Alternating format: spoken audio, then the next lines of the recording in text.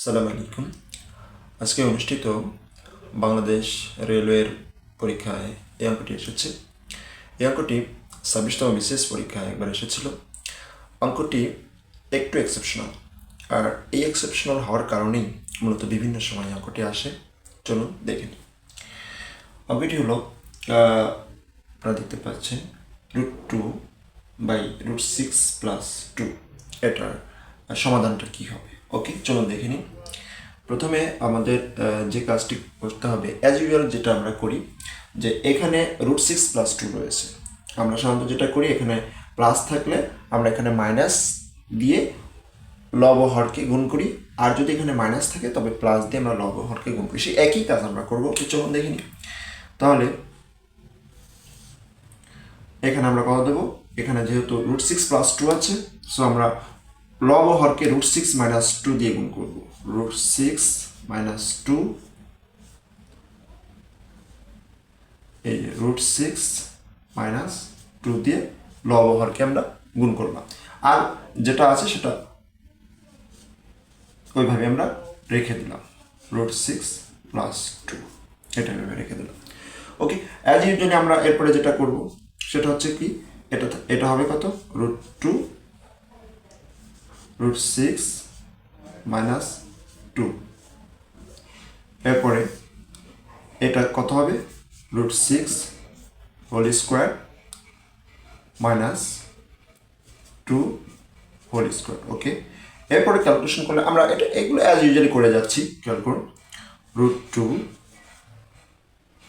√6 - 2 এটা যদি আমরা ক্যালকুলেশন করি, দেখুন এটা যদি আমরা ক্যালকুলেশন, আমি একবারে লিখলাম, এখানে থাকবে 6, এখানে থাকবে 4, তো 6 - 4 = কত হবে? এখানে 2 হবে। আমি এখানে একবারে লিখেছি। এরপর আসি, আমরা একটু উপরে যাই, আমরা এখান থেকে লিখি এবার। এরপরে কি হবে খেয়াল করুন। এখন এই অংশটা আমরা কিভাবে ক্যালকুলেশন করতে পারি খেয়াল করুন। এখানে আমরা দেখাচ্ছি এই 2কে আমরা কিভাবে লিখতে পারি।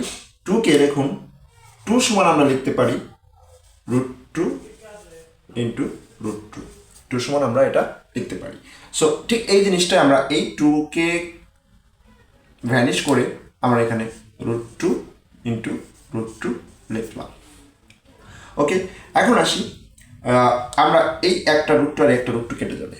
যদি একটা √2 কেটে যায়, তাহলে আমার মূল ইকুয়েশনটা কি থাকবে? মূল ইকুয়েশনটা থাকবে এটা, থাকবে মূল ইকুয়েশনটা থাকবে এটা। এখন এইটা নিয়ে আমরা কাজ করব।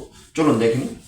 আমাদের মূল যে সমস্যাটা সেটা হচ্ছে এখানেই, যে এই পর্যন্ত আমরা অ্যাজ ইউজুয়ালি করে যেতে পারি বা সবাই করতে পারি। এরপরে যেটা হবে খেয়াল করুন, এখন এই অংশটা আমি এখানে উপর থেকে লিখি। √6কে খেয়াল করুন, √6কে আমরা এভাবে লিখতে পারি √3 × 2, আমরা এভাবে লিখতে পারি √6কে। এরপরে মাইনাস যেটা আছে, এরপরে -2 আছে, ঠিক একই রকম 2কে আমরা কীভাবে লিখতে পারি? √2 × √2 আমরা এভাবে লিখতে পারি। √2কে আমরা ভেঙে এভাবে লিখতে পারি। এরপরে আসি, নিচে আমার আছে কি? শুধু √2 আছে। ওকে, এখন আসি, এটা আমরা কিভাবে ক্যালকুলেশন করব? সমান সমান এটা √3 × 2, এটাকে আমরা একটু সেপারেট করে লিখি, আলাদা করে লিখলে √3 × √2, আর এখানে যেটা আছে √2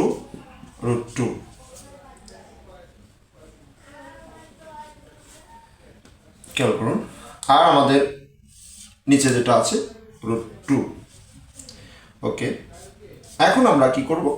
উপর অংশ থেকে আমরা কি √2 কমন নেব। যদি √2 কমন নিই, এখানে থাকে কত?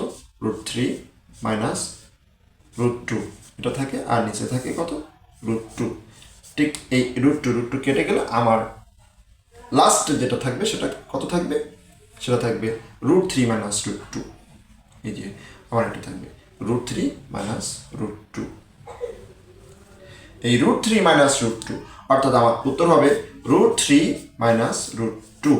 এটাই হবে আমার এই প্রশ্নের উত্তর। এখন প্রশ্ন হলো এই অঙ্কটা এই পর্যন্ত কেন আসলাম? আপনার অঙ্কটা কোন পর্যন্ত গিয়ে থামতে হবে এটা ডিপেন্ড করবে আপনার অঙ্কের অপশনের উপর। আপনার যেহেতু এই অঙ্কের অপশনগুলো √3 √2 আকারে অপশনগুলো দেওয়া আছে, অ্যান্সারগুলো দেওয়া আছে, এই কারণে আমরা মূলত এই অঙ্কটা √3 - √2 এই পর্যন্ত এসে থামলাম। সবাইকে ধন্যবাদ।